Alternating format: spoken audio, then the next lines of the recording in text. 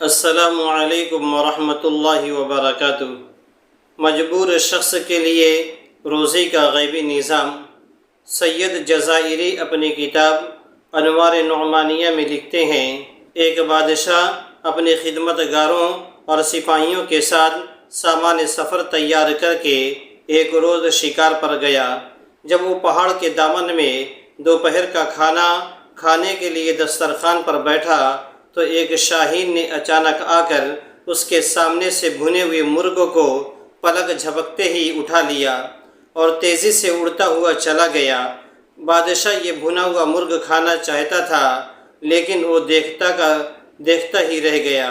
اس نے فوراً اپنے سپاہیوں کو حکم دیا کہ گھوڑوں پر سوار ہو کر شاہین کا پیچھا کرے اور مرغ واپس لے کر آئیں۔ فوراً ہی لشکر روانہ ہو گیا، یہاں تک کہ شاہین کا تعاقب کرتے ہوئے وہ پہاڑ کے دامن میں جا پہنچا، اور اس کے بعد جب سپاہیوں نے دیکھا کہ شاہین پہاڑ کی دوسری جانب جا چکا تھا تو فوراً یہ سپاہی گھوڑے سے اتر گئے اور پہاڑ کی بلندی پر جا پہنچے۔ پہاڑ کی دوسری جانب پہنچنے کے بعد انہوں نے بڑا عجیب و غریب منظر دیکھا۔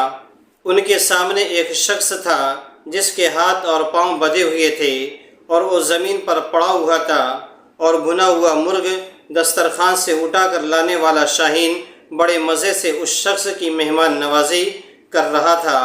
وہ پرندہ اپنی چونچ سے گوشت نوچ نوچ کر اس شخص کے منہ میں ڈال رہا تھا، اور اس کے بعد وہ اڑا اور کہیں سے اپنی چونچ میں پانی بھر لایا۔ پھر اس نے یہ پانی بھی اس شخص کو پلا دیا۔ سپاہی اس شخص کے قریب پہنچے اور اس کے ہاتھ پاؤں کو کھول کر پوچھا، یہ کیا ماجرا ہے؟ تو اس نے سپاہیوں کا شکریہ ادا کرتے ہوئے بتایا، میں ایک تاجر ہوں، تجارت کے سلسلے سے اپنا مال و اسباب لے کر جا رہا تھا، اسی راستے میں ڈاکوؤں کا سامنا ہو گیا، وہ میرا مال و اسباب لوٹ کر لے کر چلے گئے۔ وہ چاہتے تھے مجھے قتل کر دے، لیکن میں نے ان سے التجا کی کہ وہ مجھے جان سے نہ مارے۔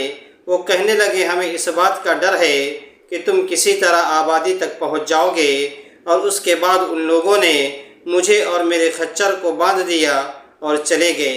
پھر دوسرے دن یہ پرندہ میرے لیے کہیں سے روٹی لے کر آیا، اور آج یہ بھنا ہوا مرغ لے کر آیا۔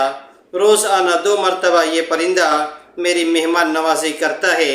لکھا ہے، بادشاہ کو جب اس بات کا علم ہوا تو اس کی زندگی میں انقلاب آ گیا۔ وہ کہنے لگا، افسوس ہے ہم پر کہ ہم ایسے خدا کی خدائی سے غافل رہے جو اس انداز سے اپنے بندوں کو رزق فراہم کرتا ہے اور اپنا نظام چلاتا ہے۔ یہ کہہ کر بادشاہ نے اپنی حکومت سے کنارہ کشی اختیار کر لی اور اپنے زمانے کا عابد و زاہد شخص بن گیا۔